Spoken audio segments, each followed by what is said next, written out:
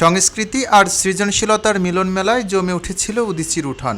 গান, গল্প আর প্রাণবন্ত আড্ডায় এক অনন্য সন্ধ্যার আয়োজন করে উদীচী। অনুষ্ঠানের শুরুতেই স্বাগত বক্তব্য দেন সংগঠনটির ভারপ্রাপ্ত সভাপতি ও সাধারণ সম্পাদক।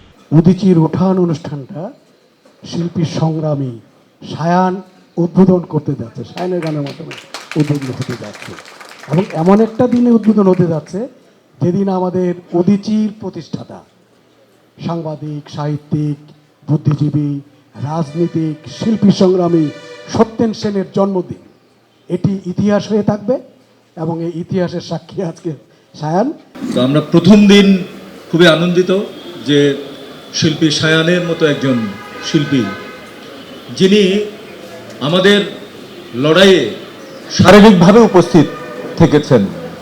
আমাদের ছাত্ররা, আমাদের জনগণ যখন রাজপথে তাদের বুক চিতিয়ে দিয়ে লড়াই করছিল, রক্ত ঝরছিল, তখন শিল্পীকর্মীদের যে অংশটি রাস্তায় আমরা ছিলাম তাদের সাথে শিল্পী সায়ান ছিলেন, গান করেছেন এবং তিনি না থাকলেও তার যে গান সেগুলো আমাদের সাথে ছিল।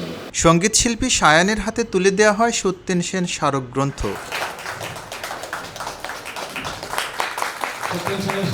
এরপর শুরু হয় গান পরিবেশনা।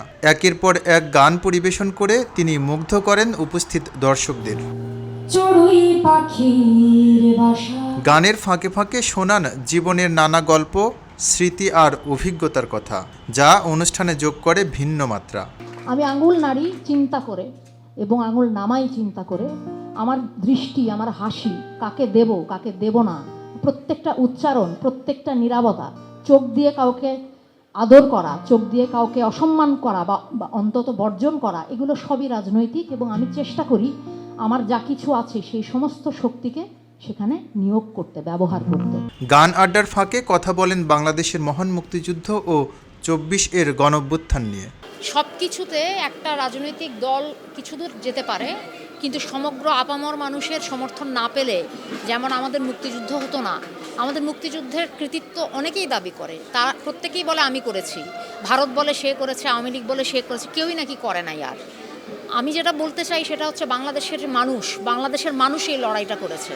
বাংলাদেশের মানুষ এই লড়াইটা না করলে, সেখানে যোগ না দিলে সেটা কারোর একক কৃতিত্বের যুদ্ধ হতে পারে না। জুলাইটাও একই রকমভাবে 71 যেমন আপামর মানুষের এবং সেখানে এক এক সময় এক একটা পক্ষ ছিল, সেরকমভাবে এটা মিথ্যা কথা। কেউ যদি বলে থাকে যে জুলাই তাদের, এটাকে মানে আপনি হেসে দিতে পারেন, এখানে এটা উত্তর দেওয়ার কিছু নয়, এটা হাসির একটা কথা।